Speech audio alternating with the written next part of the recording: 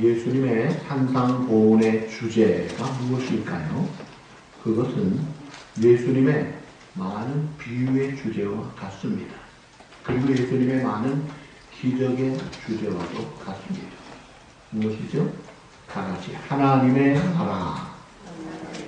한번 하나님의 나라. 하나님의 나라. 네, The Kingdom of God. 하나님의 나라가 예수님의 교훈, 삶, 기적, 비유, 주제예요. 그런데 하나님의 나라는 두 가지 개념이 있습니다. 시간적으로 말할 때 첫째, already 이미 이루어졌다. 그리고 아직 아니다. already but not yet. 혹은 now and not yet. 이 두 가지가 같이 있어요.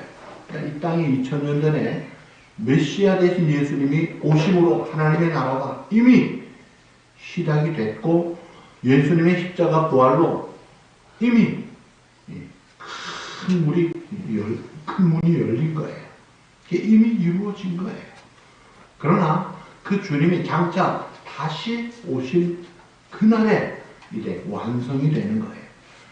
그 재림의 주님, 그 주님이 오실 때 이제 오늘 우리의 모든 문제들이 해결되고 억울한 것 또는 딜레마, 모순 이런 것들이 다 풀어지고 해결되고 완성되는 최고의 영광의 날을 우리가 기다리고 있어요. 그래서 오늘 이 시대에 사는 우리 그리스도인들은 그 재림의 주님에게 초점을 맞추고 재림의 신앙을 가지고 살아야 합니다. 자, 먼저 우리가 생각해서 예수님의 왕을 생각하자. 우리의 초점을 예수님께로 맞추자는 거예요. 자, 예수님이 이 땅에 우리의 죄 문제 해결하시고 영원한 길로 인도하시게 하신 유일한 구주신데 그 예수님이 오시기 전에 예수님을 위해서 먼저 6개월 먼저 오신 분이 있죠. 누구죠? 네, 이름도 하나님이 지어주셨어요. 세례요한이 오셔서 앞길을 예비하라고 했는데 그런데 그 세례요한이 지금 3절에 보니까 제자들을 보내서 예수님에게 질문한 내용 3절 뭐라고 질문했어요? 예수께 여짜오되 오실 그이가 당신이오니까 우리가 다른 일을 기다리오리까? 지금 헷갈리고 있는 질문을 하는 거예요. 정작 사실은 예수님이 오셨을 때 처음에 공생에 시작하는 시간 세례요한이 처음 만났을 때 보라 세상 죄를 지고 가는 하나님의 어린 양이로다. 저분이 하나님이 보내신 놀라운 우리의 구주 메시아다 하고 선포했어요. 정확하게 믿고 선포하고 알렸어요. 그리고 그 세례요한에게 예수님이 세례도 받으셨어요. 그런데 그 세례요한이 지금 제자들 통해 묻는 말은 진짜 당신 맞습니까? 아닙니까? 하니까 이게 엉뚱한 질문이잖아요. 이렇게 좀 우리가 이 영적 진리를 잘 깨닫지 못하는 그런 면이 있어요. 사실 예수님의 제자들 3년이나 따라다녔음에도 불구하고 예수님의 십자가, 예수님의 부활 감도 못 잡고 있었잖아요. 그런 우리들의 모습을 볼 수 있어요. 사도 바울이 고린도에서 1년 6개월 동안 예수님에 대해서 성령님에 대해서 여러 가지를 잘 말씀해주고 떠났는데 사도 바울이 돌본 많은 교회 중에 고린도 교회가 가장 사도 바울을 힘들게 했습니다. 문제가 많았어요.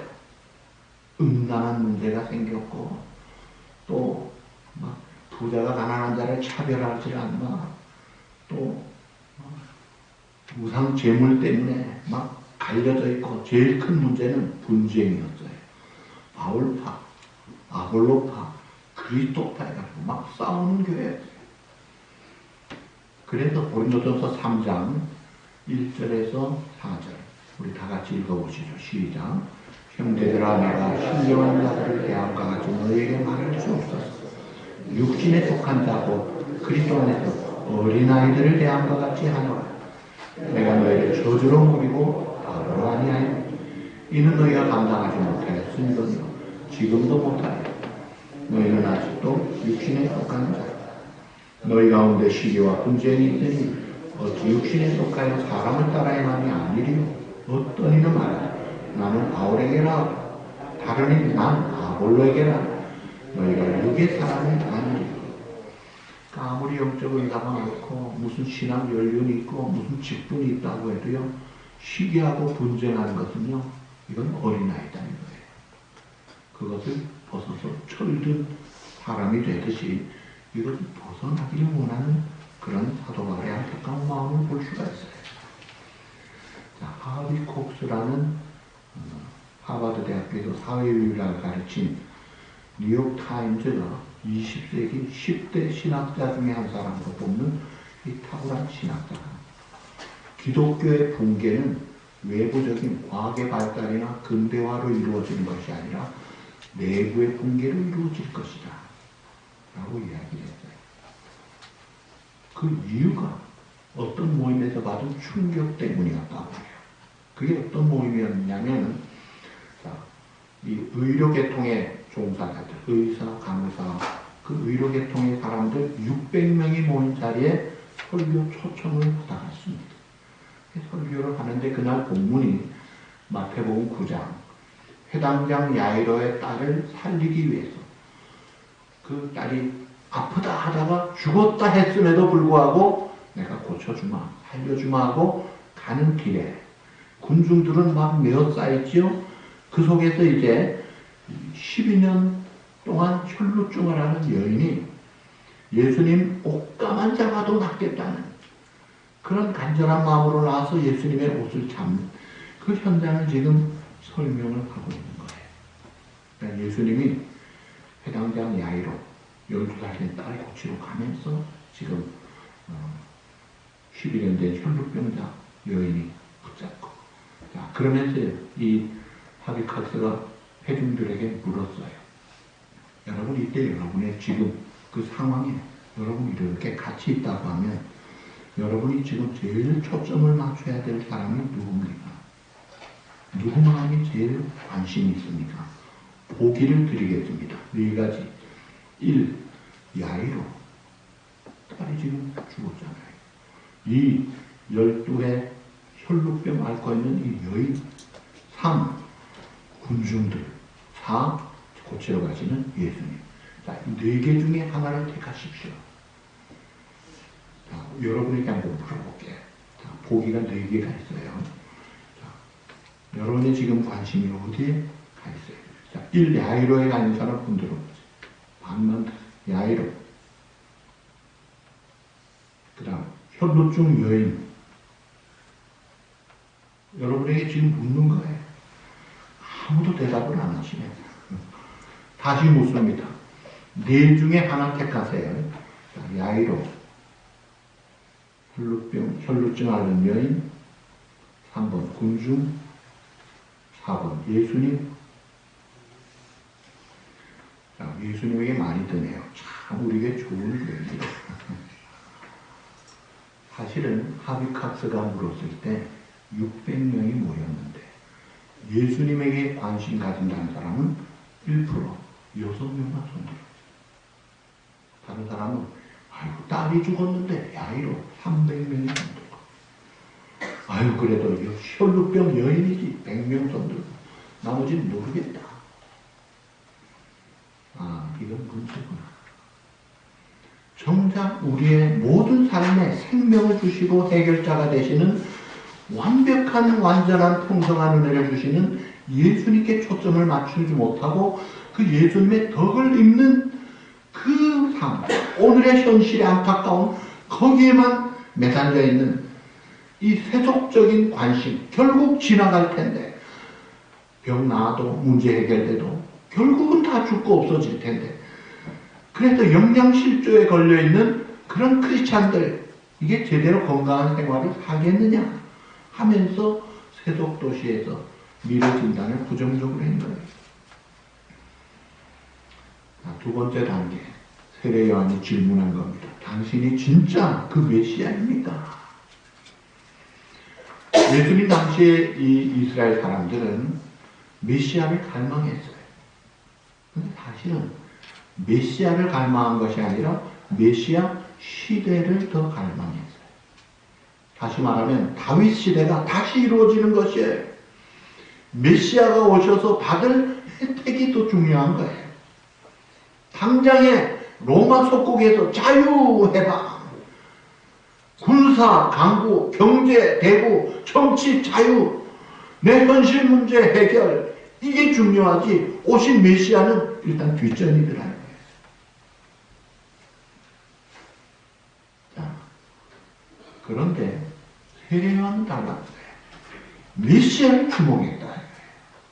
왜 아니지? 근데 세례요한이 이 당시에 예수님이 이제 처음에 세례받으시고 세례요한이 세례받으시고 40일 광야 금식 마귀를 이기신 다음에 공생애를 시작하실 때 마태복음 4장 12절에 보면 이미 세례요한은 감옥에 갇혔습니다. 세례요한은 예수님의 말씀을 교훈을 한 번도 들은 적이 없어요. 기적을 본 적도 없어요. 그러니까 그 자기를 세례요한이 대단한 인물이었으니까 보다 같은 세례요한의 그 따르는 추종 제자들이 그 알려주는 거예요. 아, 예수님이 이런 말씀을 하셨어요. 이런 기적을 행하셨어요. 그 이야기를 듣고 그래? 하면서 그 제자들을 통해서 질문한 내용이 3절 내용입니다. 오실 그분이 당신입니까? 그렇지 않으면 우리가 다른 분을 기다립니까? 어떻게 보면 야, 이거 아직도 분별도 못하나 하는 것 싶은데 그러나 예수님은 세례요한을 확실하게 인정하고 높여주십니다. 그것이 9절, 10절에 오늘 본문에 나와요. 한번 보시죠. 다 같이. 그러면 너희가 어찌하여 나갔더냐? 선지자는 오일리양이었더냐? 옳다 내가 너희에게 이르노니 선지자보다 더 나은 세례요한이 기록된 바 보라 내가 내 사자를 내 앞에 보내노니 그가 내 길을 내 앞에 준비하라 하신 것이 이 사람에 대한 말씀이니라. 선지자보다 더 나은 자다. 영적 통찰력을 가지고 정확하게 보고 있는 세례요한을 인정하고 있는 그 예수님의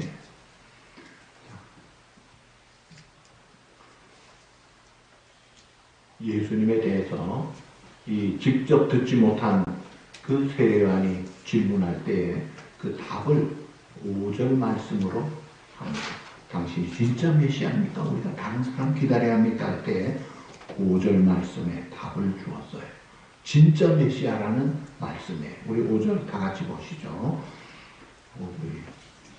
맹인이 보며 못 걷는 사람이 걸으며 나병 환자가 깨끗함을 받으며 못 듣는 자가 들으며 죽은 자가 살아나며 가난한 자에게 복음이 전파된다 합니다.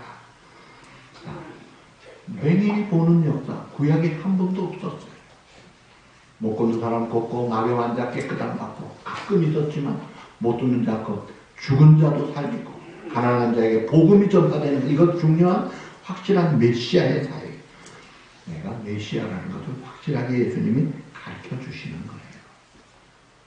혼돈 가운데 있는 세례요한에게 정확하게 말씀을 하십니다. 자, 우선 이 메시아를 지금 혼돈하고 있는 세례요한이 지금 어디에 있다고 했어요? 감옥에 있어요. 왜 감옥에 갇혔나요? 예수님이 오시기를 준비하는 작업이었어요. 그 당시에 헤롯 안티바스라는 왕, 자기의 동생 헤롯 필립 동생의 아내 헤로디아를 가로챈 거예요. 그리고 나쁜 짓 하니까 그 살벌한 왕권을 가진 왕 앞에 당신 죄인이다 이게 어떻게 그런 짓을 하느냐 그만두지 못하느냐고 책망을 하고 있어요. 그러니까 왕권 가진 그런 헤롯 왕이 못됐으니까 당장에 투옥시켜서 지금 감옥에 들어가 있는 거예요. 세례요한은 당신은 왕이 아니야. 진짜 왕이 오셨어. 당신은 끝장나. 진짜 왕 메시아 그분이 오실 것이야. 주의 길을 예비하는 그 일을 지금 열심히 하는데 중요한 것은 이 세례요한의 그 메시아 관이 이게 우리가 알고 있는 정확한 메시아관이 아니야. 제가 보기에 초림 예수님과 재림 예수님을 같이 보신 거예요. 그래서 세상 죄를 지고 가는 유월절 양으로 오신 주님도 믿는데 또 어떤 메시아를 믿었느냐? 그것이 마태복음 3장 7절에서 12절. 거기 이제 한번 다 같이 보실까요? 세례 요한의 메시아관을 깨달을 수 있습니다. 요한은 많은 바리새인 사두개인들이 세례 베푸는 데로 온 것이고 이르되 독사의 자식들아 누가 너희를 가르쳐 임박한 진노를 피하라 하더니 그러므로 회개에 합당한 열매를 맺고 속으로 아브라함이 우리 조상이라고 생각하지 말라. 내가 너희에게 이르노니 하나님 능히 돌들러 아브라함의 자손이 되게 하시라. 이미 도끼의 나무 뿌리에 놓였으니 좋은 열매를 맺지 아니하는 나무마다 찍혀 불에 던져지리라. 나는 너희로 회개하기 위하여 불로 세례를 베풀고 내 뒤에 오시는 저분 예수님은 나보다 능력이 많으시니 나는 그의 신을 들기도 감당하지 못하겠다. 그는 성령과 불로 너희에게 세례를 베푸실 것이다. 손에 키를 들고 자기의 타작마당을 정하게 알곡은 모아 곳간에 들이고 쭉정이는 꺼지지 않는 불에 태우시리라. 예수님이 지금 메시아로 예수님을 지적하시면서 그분이 뭘 할 것이냐? 손에 키를 들고 타작마당에서 추수꾼같이 해서 알곡은 곳간으로 쭉정이는 꺼지지 않는 불에 태우시는 심판하실 그런 분이다 하는 거예요. 그래서 이제 너희 세력당 너희는 끝났어. 저 못된 바리새인 권력에 아부하는 사두개인들 끝장난 거예요. 지금 그 예수님을 기다리고 믿고 있었던 세례 요한이었어요.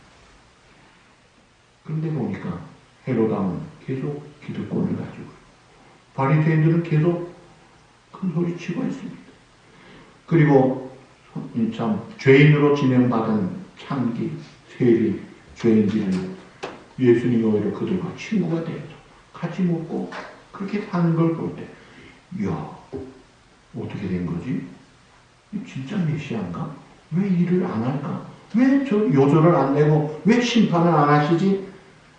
그럴 때 예수님이 메시아라는 확신을 주기 위하여 5절에 그 말씀을 하시면서 6절 말씀 누구든지 나로 말미암아 실족하지 아니하는 자는 복이 있도다. 예수님의 능력으로 헤롯왕을 물리치는 거 금방 할 수 있어요. 바리새인 사두개인 다 심판할 수 있습니다. 로마도 무너뜨리는 거 한 방이면 끝나는 거예요. 그러나 이 땅에 초림으로 첫 번째 오신 예수님은 그 일을 하러 오신 분이 아니에요. 이 땅에 오신 예수님은 회복을 위하여 오신 분이에요. 병자가 낫고 죄인이 용서받고 죽은 자가 살아나고 가난한 자에게 복음이 전파되고 그 회복을 위하여 오신 그 주님.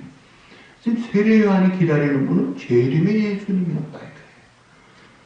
근데 그거 시차를 잘 모르니까 거기에서 혼동하고 있었다 이거예요. 자, 그런데 초림의 예수님도 심판과 처벌을 사실은 하셨어요. 어떻게 하셨습니까? 그것이 바로 십자가예요. 악한 죄인을 죄를 묻고 처벌한다면 헤롯왕만 죽어야 돼요? 성경이 뭐라 그랬어요? 모든 사람이 죄를 범하여 하나도 의인이 없는데 다 죽어야 되는 거예요. 예수님이 심판하러 오셔서 죄인들 다 죽이러 오신 분이 아니에요. 우리의 죄값을 대신 담당하시고 대신 죽으시려고 오신 거예요. 그래서 십자가에 달리셔서 여호와께서는 우리 모두의 죄악을 그에게 담당하게 하셨고 우리의 죄값을 지신 주님이 죄를 알지도 못하시면서 죄값 다 회복을 하신 거예요. 심판을 처벌을 당신께서 자신에게 당하신 거예요. 그 일을 위하여 초림의 예수님이 오셨던 거예요. 그리고 창조주 하나님께서 약속대로 3일 만에 부활하셔서 그를 믿는 자 죄 용서받고 의롭다함을 받은 하나님의 자녀로 영생길을 가도록 그 길을 위하여 오신 거예요. 자, 마지막 단계 세례 요한의 질문을 우리가 하고 살아야 합니다. 자, 예수님 당시에 예수님에 대한 사람들의 반응이 크게 세 부류였어요. 첫째, 예수님이 병자 고치고 오병이어 먹을 거 해결하고 귀신 쫓아내고 하니까 이런 능력에 열광한 따르는 군중들이 있어. 그런가 하면 군중들이 따르니까 그 스포다 예수님을 함께 따르는 또 세례 요한을 따르는 제자들의 무리가 있었습니다. 그리고 세례 요한은 그 가운데 흔들리지 않고 주님을 끝까지 붙들고 결국은 순교당하지. 그 세례 요한이 있더라 이거예요. 오늘날 말로 바꾸어서 보면 첫 번째 부류가 예수 믿고 복 받기를 원해서 분위기 휩쓸려 다니는 거예요. 어떤 분은 한국말 좀 하려고 교회 나오는 분도 있고 김치 한 번 드려도 맛보려고 나오는 분도 있고 어쨌든 교제 통로로 뭐 또 문제 해결하고 아쉽고 어려우니까 나오는 그런 부류가 있습니다.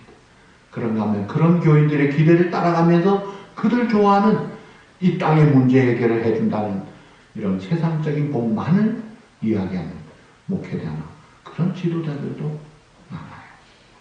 그런가 하면 세 번째는 그런 분위기 속에도 이거는 아닌데 진짜가 있는데 더 좋은 게 있는데 이것을 하나님이 원하시는데 하면서 고민하고 기도하는 그런 사람들이 있다는 거예요.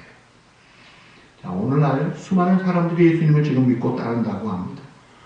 왜 교회 나옵니까? 왜 예수 믿까? 왜 예수 믿고 교회 나와서 바라는 게 무엇입니까? 내 병을 치료해 줄까? 치료받기 위해서 나옵니까? 중요하죠. 또 돈 문제 해결하고 자녀 문제 해결하고 직장 문제, 미래 문제 해결하는 거 얼마나 중요합니까? 그것만으로 끝입니까? 그러니까 그런 문제 해결이 안 되면 떠나는 거예요. 그건 아니다 이거예요. 세례 요한은 어떻게 됐어요? 그 현실적인 문제 해결 위해서 갔습니까? 출세 위해서 갔습니까? 그는 참수당했습니다. 실패한 인생입니까? 아니에요. 예수님이 11절 12절에 얼마나 인정을 했습니까? 11절 12절 다 같이 보시죠. 내가 진실로 너희에게 말하노니 11절 12절 내가 진실로 너희에게 말하노니 여자가 낳은 자 중에 세례 요한보다 큰 이가 일어남이 없도다. 그러나 천국에서는 극히 작은 자라도 그보다 크니라. 세례 요한의 때부터 지금까지 천국은 침노를 당하나니 침노하는 자는 빼앗느니라. 자, 세례 요한보다 큰 자가 없다. 얼마나 극찬합니까? 그러나 천국에 들어간 자는 세례 요한보다 더 크다. 침노하는 자가 빼앗는다. 천국은 침노를 당한다. 이게 뭐냐면 끝까지 믿음 지키고 주님 붙잡고 그 믿음으로 주님만으로 만족해하면서 나가는 그 사람이 가장 큰 세례 요한보다 더 큰 사람이라는 거예요. 여러분 교회 나오면서 어떤 분은 내 꿈을 이루기 위해서 나오는 사람이 있어요. 그런가 하면 어떤 분은 내 꿈은 일단 접어두고 주님의 꿈을 위해서 내 꿈 포기하고 나오는 사람도 있습니다. 어떤 사람 교회 나와서 그래도 교회 나와서 한 자리 차지하고 무슨 직분도 없고 명예도 없고 존경도 받고 인정도 받기 위해서 나오는 사람도 있고 어떤 사람은 편안한 자리를 포기하고 희생하면서 남들이 알아주나 안 알아주나 관계하지 않고 낮아지는 삶, 섬기는 삶, 내어주는 삶, 주님을 따르고자 하는 그런 삶도 살려고 하는 참된 그리스도인의 모습을 가진 자들이 있다는 거예요. 중요한 질문합니다. 여러분 자신에게 질문해봐. 내가 왜 예수 믿는가? 내가 왜 교회 나오는가? 교회 나와서 내가 원하는 게 뭐냐? 내가 바라는 게 뭐냐? 이거예요. 내 병을 고쳐주셨기 때문에 예수 믿는가? 빵을 주셨기 때문에 먹는 문제 해결해 주셔서 믿는 것인가? 사업 잘 되게, 돈 잘 벌게, 내 자녀 잘 되게, 내 기도 응답이 되니까 그래서 믿는가? 존 파이퍼 목사님이 하나님의 은혜를 갈구하는 삶에 있어서 우리가 하나님의 은혜를 갈구하고 살아야 되는데 그 신앙생활의 가장 큰 적이 악이나 죄가 아니고 하나님이 주신 선물들이 적이더라 이거예요. 하나님을 향한 갈망, 하나님을 향한 간절한 그런 열망과 소망을 무디게 만드는 게 뭐냐? 그게 바로 세상 식탁에서 하나님이 주신 이 부스러기들 잔치하면서 그 맛에 취해가지고 마치 물을 마셔야 해갈이 될 텐데 물은 마시지 않고 잠깐 해갈해주는 탄산음료만으로 해갈하려고 하는 이게 문제라는 거예요. 누가복음 14장에 보시면 예수님의 초대하는 놀라운 잔치 자리가 있었어요. 그 예수님의 초대 잔치에 오지 못하는 핑계가 악한 것이 아니었습니다. 소를 샀기 때문에 소 시험해 봐야 돼요. 밭을 샀으니까 일이 많고 장가 가야 되니까 여러분 소 사고 밥 사고 장가 가는 건 다 좋은 일이고 선물이고 축복이에요. 그런데 문제는 그런 것들이 주님 하나님 자리에 더 위에 올라가 있으니까 하나님이 복이 되는 거예요. 오늘 우리에게 적용합니다. 음식 필수적으로 먹어야 되죠. 중요하죠.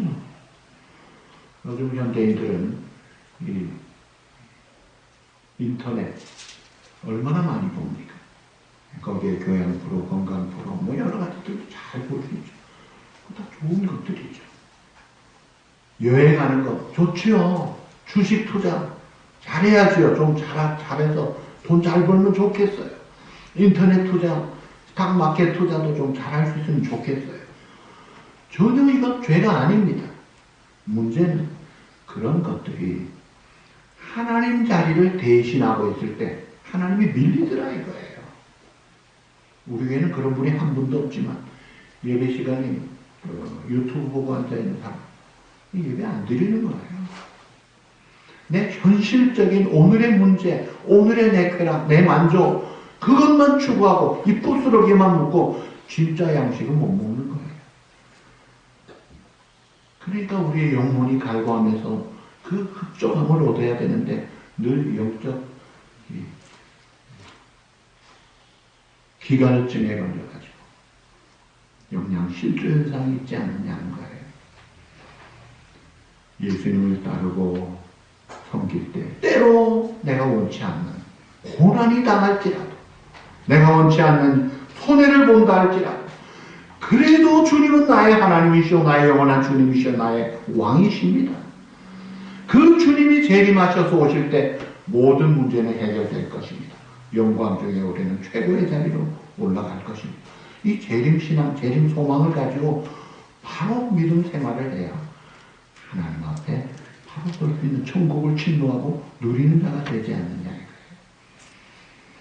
참된 신앙으로 참된 그리스도 메시아 상을 우리가 깨닫고 예수 그리스도만이 우리의 유일한 구조가 되신 믿고 만왕의 왕 만주의 주 되신 주님께 초점을 맞추고 주님이 주신 선물들에게 우리의 삶의 우선순위를 두지 말고 항상 먼저 하나님과 하나님의 나라, 하나님의 의, 하나님의 영광, 하나님의 주권 추구하면서 진정한 하나님의 사랑, 천국을 실제로 누리면서 그 평강을 누리고 승리의 삶을 사는 진정한 복된 저와 여러분 다 되시기를 우리 주님의 이름으로 축복합니다.